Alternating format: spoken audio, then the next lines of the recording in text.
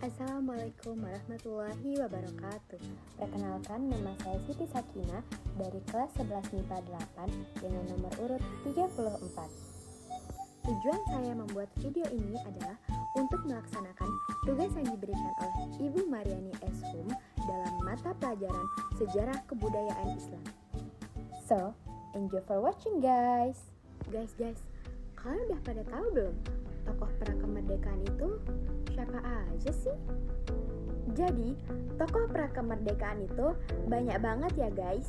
Kayak misalnya Teuku Umar atau yang biasa kita kenal dengan Kapitan Patimura. Kemudian ada juga namanya Pangeran Diponegoro, Pangeran Antasari, Kyai Haji Zainal Mustafa, Tuanku Imam Bonjol, Cut Nyak-din, dan masih banyak lagi.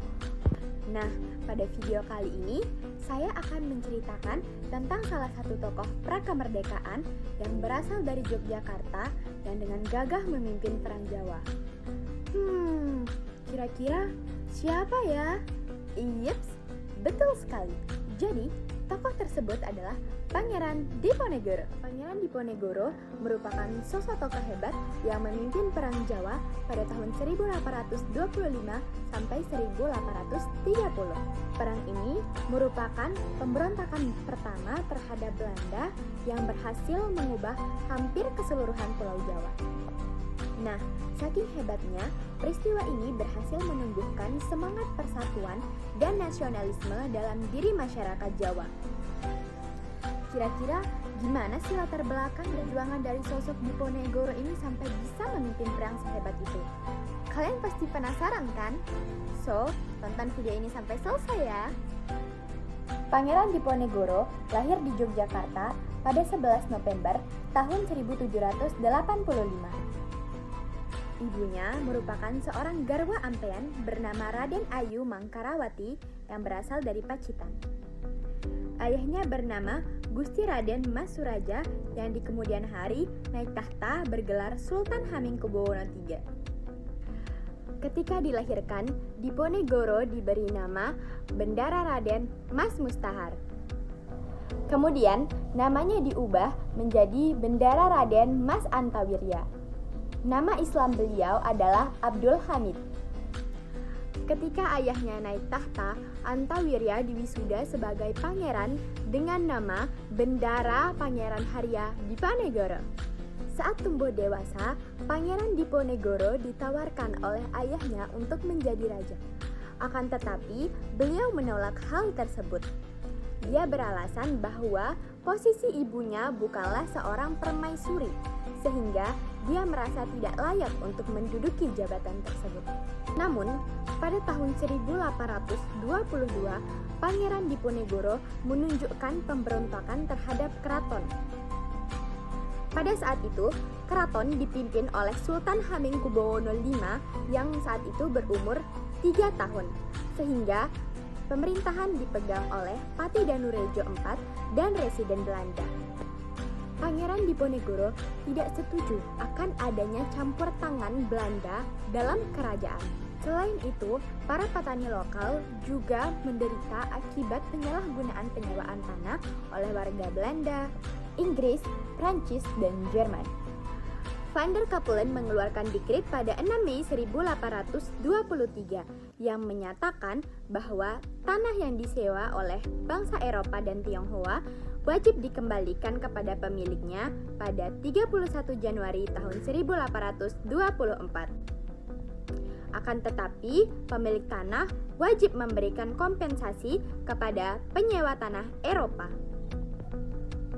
Pangeran Diponegoro melakukan perlawanan dengan membatalkan pajak puasa agar para petani di Tegalrejo bisa membeli makanan dan senjata. Kekecewaan Pangeran Diponegoro semakin memuncak ketika Patih Danurejo atas perintah Belanda memasang tonggak-tonggak di desa Tegalrejo untuk membuat rel kereta api melewati makam-makam leluhurnya. Beliau kemudian membulatkan tekad untuk melawan Belanda dan menyatakan sikap perang.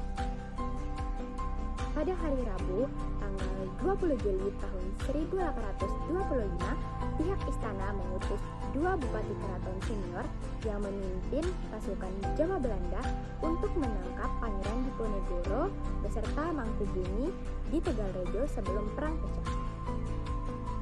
Meskipun kediaman Pangeran Diponegoro jatuh dan dibakar, pangeran beserta sebagian besar pengikutnya berhasil lolos karena lebih mengenal medan di Tegalrejo. Pangeran beserta keluarga dan pengikutnya pergi ke arah barat hingga tiba di Desa Dekso di Kabupaten Kulon Progo dan meneruskan perjalanannya ke arah selatan hingga keesokan paginya tiba di Gua Selarong yang terletak 5 km arah barat dari kota Bantul. Nah, Pangeran Diponegoro menjadikan Gua Selarong ini sebagai markas untuk menyusun strategi perang yang akan dilakukannya. Penyerangan di Tegalrejo memulai Perang Diponegoro yang berlangsung selama 5 tahun. Pangeran Diponegoro memimpin masyarakat Jawa dari kalangan para petani dan golongan priai yang menyumbangkan sejumlah uang dan barang-barang berharga sebagai dana untuk melakukan perang. Penyerangan di Tegalrejo memulai Perang Diponegoro yang berlangsung selama 5 tahun. Pangeran Diponegoro memimpin masyarakat Jawa dari kalangan para petani dan golongan priai yang menyumbangkan sejumlah uang dan barang-barang berharga sebagai dana untuk melakukan perang. Dengan semangat,